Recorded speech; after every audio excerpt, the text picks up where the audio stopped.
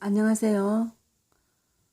여러분, 마하트마 간디 들어보셨죠? 인도의 민족운동가잖아요. 영국의 식민 통치 때 활동한, 그리고 이제 변호사이기도 했고, 민족운동가이기도 했고, 그 민족운동도 왜 무저항 비폭력의 민족운동, 그죠? 근데 이 마하트마 간디도 우리가 알고 있는 부분과 좀 다르게 활동한 부분이 좀 있더라고요. 우선 그 전에 그 영국이 인도를 어느 정도 지배했는가를 우리가 좀 알아보면 실제로는 한 90년간, 법적으로는 약 한 70년간 식민 통치했습니다. 거의 뭐 실제 통치 기간이 90년이라는 것은 거의 한 세기 100년이잖아요. 우리는 일본 식민 통치 35년간인데 하여튼 인도는 영국의 식민 통치를 한 100년간, 한 세기 정도 받았다고 보면 됩니다. 그런데 지금 인도인들한테 영국인에 대한 반감 이런 거를 보면 거의 없어요. 잘 없어요. 이제 어떻게 되는 건지, 우리가 영국인들이 어떻게 인도를 식민 통치했는가 하는 부분은 뭐 개인에 따라 뭐 평가가 다를 수도 있겠지만, 이 영국이 인도를 식민 통치할 때 인도 제국을 세웠거든요. 제국이라는 것은 결국 쉽게 말해서 인도 제국의 최고 지도자는 황제라는 거죠. 그런데 그 황제가 바로 뭐냐, 영국 왕이 인도 황제를 겸해서 인도 제국을 다스린다는 겁니다. 그 영국인의 민족이 앵글로색슨족이잖아요. 앵글로색슨족은 좀 남다르다고 봐야 됩니다. 북유럽에서 내려온 노르만족의 일파이고, 원래 영국 본토에 있던 원주민은 켈트족이라고 들었는데, 이 켈트족은 저 주변 쪽으로 쫓겨나가가지고 뭐 아일랜드라든지 뭐 스코틀랜드, 그지? 스코틀랜드 저 이런 나라에 지금 주로 구성원들이고, 그러니까 켈트를 쫓아내고 영국을 거의 다 이제 영국인들이 바탕을 이루는 것은 앵글로색슨족입니다. 근데 이 앵글로색슨족은 영국만이 아니고 미국도, 캐나다도, 또 오스트레일리아, 호주도, 그다음 뉴질랜드도 보면 다 영국인들이 주류를 이루고 있잖아요. 특히 미국과 캐나다로 영국인들이 건너가게 된 것은 종교적 압박을 피해서 갔잖아요. 영국의 청교도들이 개신교, 청교도 칼뱅파 신교도들이 성공회가 아닙니다. 영국의 칼뱅파 신교도들이 영국 왕실의 종교적 압박을 피해서 신대륙이라 해서 이제 그쪽으로 미국, 캐나다로 갔고요. 세계 공용어도 영어니까 뭐 앵글로색슨족이 굉장히 좀 위대하다고도 볼 수 있습니다. 자, 이 마하트마 간디는 우리가 뭐 소금 행진, 물레 이런 것으로 많이 알고 있죠. 그런데 이거를 영국의 처칠 수상이 제목에도 있듯이 좀 굉장히 아주 적나라하게 표현을 했습니다. 역겹다고. 그런데 실제로요. 그러니까 인도 제국의 황제가 영국 왕이지만, 그 당시 빅토리아 여왕이니까 빅토리아 여왕이 인도 제국의 여황제로서 군림을 했지만, 실제 통치자는 영국인으로 임명된 그 인도 총독입니다. 그죠? 영국인 인도 총독이 인도를 지배했는데, 그때 그 총독이 이런 말을 했대요. 네루의 머리와 간디의 선동이 합쳐지지 않으면 우리는 안심할 수 있다. 쉽게 말해서 네루는 머리가 비상하고 간디는 선동을 잘한다는 거죠. 그 선동 속에 소금 행진, 그 다음에 물레 이런 게 있습니다.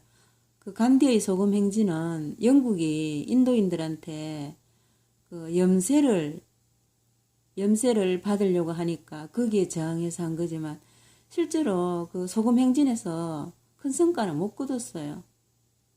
그리고 물레를 그 우통 붓고 물레 그거 돌리는 거 그런 사진을 찍는다는 것 자체가 좀 쇼라는 생각 안 듭니까?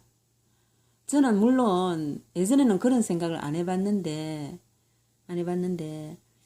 그 페니엔의 그 정규제 TV에 보면 월간조선의 배진영 기자님하고 그다음에 남정욱 교수님이 진행하는 이달의 역사라는 코너가 있어요. 그 코너에서 보면 우리가 여태까지 예상했던 거하고는 좀 다르게 역사적 사실들을 아주 어떤 근거를 가지고 설명을 잘 해주십니다. 저도 이제 다른 책에서 읽은 부분도 있지만 특히 남정욱 교수님 책은 제가 한 번씩 사서 지금 여기 보이는 책도 이거 남정욱 교수님이 그 요 책의 일부분에 저자로 있어요. 그분 책을 좀 보면서 공감 가는 부분이 좀 많았고 그래서 이 간디에 대해서 이렇게 설명한 것도 좀 공감이 가더라고요. 그 배진영 기자님하고 남정욱 교수님께서 이달의 역사인가 거기에서 이렇게 설명을 하셨어요. 인도의 근대화에 영국이 끼친 영향은 절대적이었다고. 그런데 그만큼 또 인도인들의 희생도 많았습니다. 영국인들이 일으킨 전쟁이라고 해야 되나? 1차, 2차 세계대전 있잖아요. 1차, 2차 세계대전에 인도인들이 영국 군인으로 참전했죠. 몇백만 명이나 죽었습니다. 몇백만 명. 그런데 지금 인도인들 영국에 대해서 큰 반감 없습니다. 그리고 인도는요, 완전한 통일왕국이 한 번도 없었습니다. 지금의 인도만큼의 영토를 전부 다 차지한 완전한 통일왕국은 한 번도 없었습니다. 영국이 인도를 식민 통치하면서 지금은 분리된 파키스탄, 그 인도의 그 서북과 동북 쪽에 있는 그 파키스탄까지 전부 다 영국이 인도 제국으로 통치하면서부터 인도가 통일된 거라고 보면 됩니다. 그런데 이제 2차 대전 후에 인도가 영국으로부터 벗어나면서 그것도 이제 파키스탄도 두 나라로 나뉘어졌잖아요. 인도와 파키스탄으로. 그게 이제 실제로는 이제 두 나라라고 할 수 있습니까? 되게 이렇게 분열되었는데 어쨌든 영국의 식민 통치로 인도의 통일이 실질적으로 이루어졌는데 그럼으로써 인도인들이 단결된 하나의 나라와 그 민족주의 이런 거를 깨닫게 되었다는 거죠. 그리고 영국인들한테 근대 산업 문물 정신, 예를 들어서 민주주의 정신, 그 다음에 근대 의회주의 이런 거, 그리고 또 산업시설, 철도, 항만 같은 그런 산업시설도요, 굉장히 인도의 근대화에 영향을 굉장히 많이 주었습니다. 정신과 문물 모두 다. 그런 것을 알아서 그러는지 그거는 잘 모르겠지만 인도인들은 영국에 대한 반감이 그렇게 없어요. 지금도. 그리고 인도인들도 공용어가 영어잖아, 영어. 인도인의 공용어가 영어로 인해서 인도인들이 굉장히 지금 산업화에 많은 도움을 받고 있어요. 옛날에 헐리우드 영화에 그 대형 그래픽들이 들어가는 영화들 많잖아요.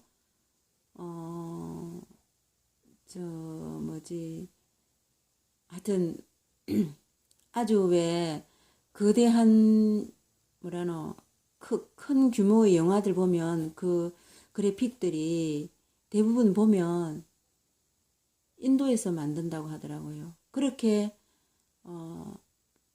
만들어서 그 미국 헐리우드 영화계에 영향을 직접 줄 수 있는 근거가 인도인의 공용어가 영어이기 때문이라고 하더라고요.